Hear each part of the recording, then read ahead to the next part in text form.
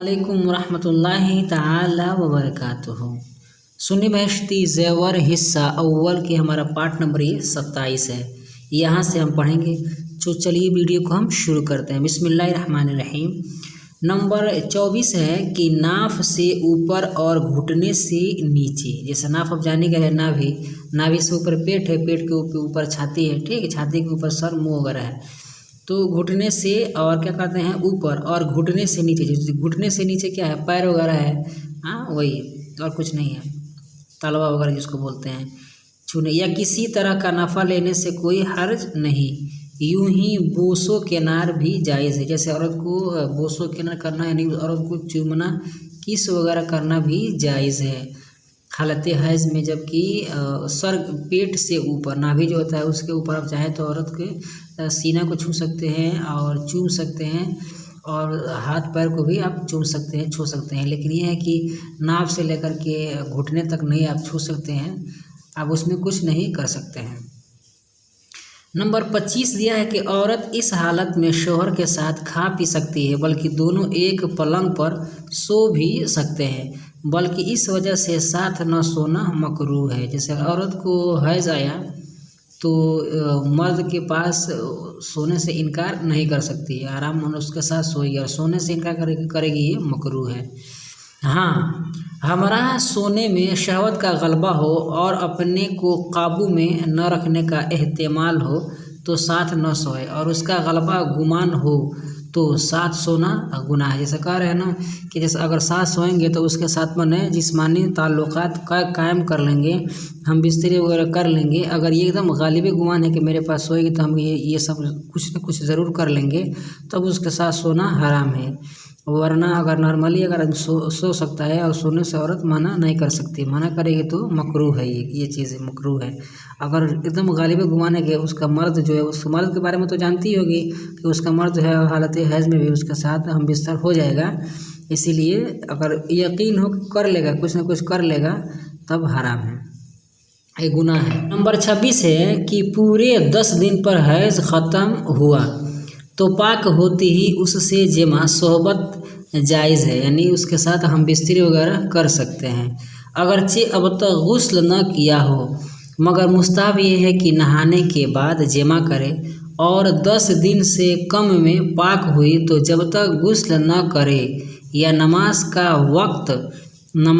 वो वक्त जिसमें पाक हुई वो गुज़र न जाए, जमा जायज़ नहीं। जैसे मान लीजिए ज़ोहर के वक्त में वो पाक हुई, तो जब तक ज़ोहर का वक्त गुज़र न जाए उसके लिए औरत से जमा करना जायज़ नहीं, जबकि 10 दिन से कम हैज़ हो। जैसे मान लीजिए 4 दिन 5 दिन उसकी हैज़ की मुद्दत हो, तब अगर 10 दिन है तो जब चाहे तब कर सकता है।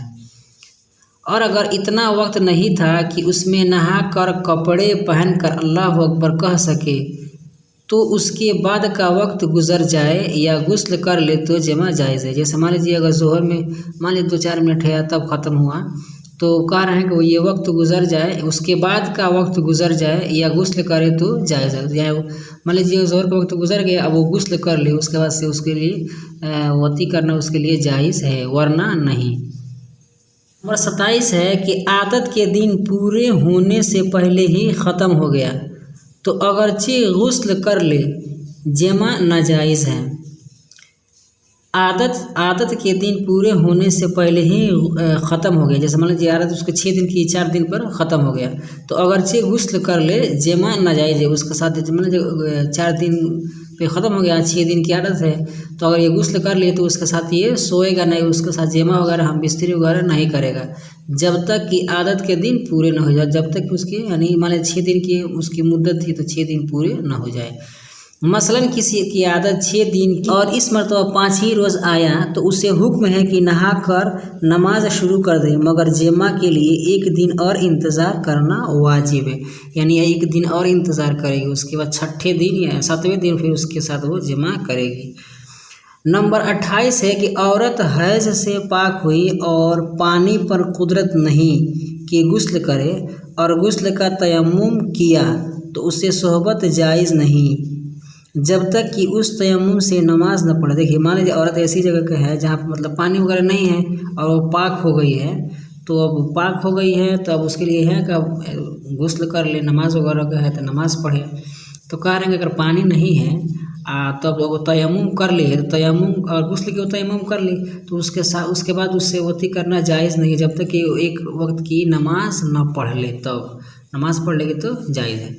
नमाज पढ़ने के बाद अगरचे पानी पर कादिर हो, गुस्ल न किया सोबा जायज़ है। जैसे मान लीजिए नमाज पढ़ने के बाद अगरचे उसको पानी उनी मिल गया है, ठीक, उसके बाद अगर गुस्ल पे अगरचे पानी पर कादिर हो, गुस्ल न किया, जैसे मान लीजिए नमाज पढ़ ली और पानी पर कुदरत हो गया यानी पानी भी मिल गया, तब क्या करेगी वो, अब उसके साथ वो सोबत कर सकता है, जायज़ है।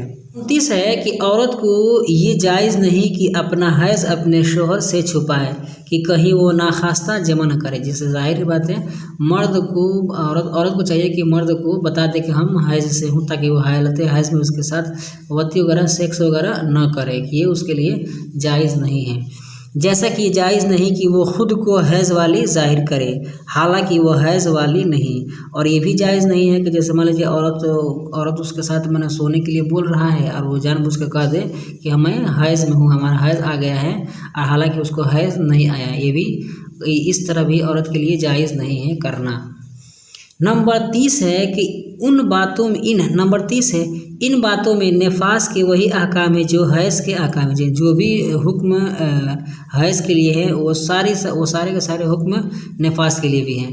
नंबर 31 है कि बच्चा अभी आधे से ज़्यादा पैदा नहीं हुआ और नमाज का वक्त जा रहा है और ये गुमान है कि आधे से ज़्यादा बाहर होने से पेशतर वक्त ख़त्म हो जाएगा, तो उस वक्त की नमाज जिस तरह मुमकिन हो पढ़े। अगर क़याम, रुकू व सुजूद न हो सके तो इशारे से पढ़े, वज़ू न करे तो तयम्मुम से पढ़े, और अगर न पढ़े तो गुनहगार होगी, तौबा करे और बारे तहारत क़ज़ा पढ़े। बहार शरीयत फतावा रज़विया। देखिए नमाज जो है ना किसी भी हालत में माफ़ नहीं है, और ये बच्चा पैदाइश होने की हालत में भी माफ़ नहीं। हालांकि इस वक्त सबसे ज़्यादा औरतों को तकलीफ़ होती है। अब बताइए मान लीजिए कोई बच्चा पैदा हो रहा हो और उस वक्त नमाज का वक्त हो गया, तो कह रहे हैं कि बच्चे पैदाइश होने के वक्त में भी औरत के लिए क्या है, नमाज मैंने पढ़ने का हुक्म है कि वो नमाज पढ़े। और उसके बाद से कह रहे हैं अगर वक्त ख़त्म हो रहा तो किसी भी तरह से मैंने पढ़ ले, तयम्मुम, वो पानी नहीं हो तो तयम्मुम कर ले, तयम्मुम करने के बाद नमाज पढ़े। अगर रुकू सुजूद कर लेगी तो ठीक है, लिखा है अगर रुकू सुजूद अगर ना हो सके तो इशारा से भी पढ़े, यानी रुकू सुजूद करने के लिए कहेगा रुकू और सजदे के साथ नमाज पढ़े, अगर ना हो सके तो इशारा से पढ़े। तो इतनी तकलीफ़ के हालत में भी औरत के लिए या फिर किसी के लिए भी नमाज माफ़ नहीं है। मतलब औरत के जो बच्चा पैदा होता है तो सबसे ज़्यादा तकलीफ़ औरत को होती है। इस सख्ती के आलम में भी नमाज माफ़ नहीं है। तो बताइए नमाज हम और आप नॉर्मली नमाज आप छोड़ देते हैं, मार्केट में, बाज़ार में घूमकर, कहीं भी रहकर आप आसानी के साथ नमाज का छोड़ देते हैं।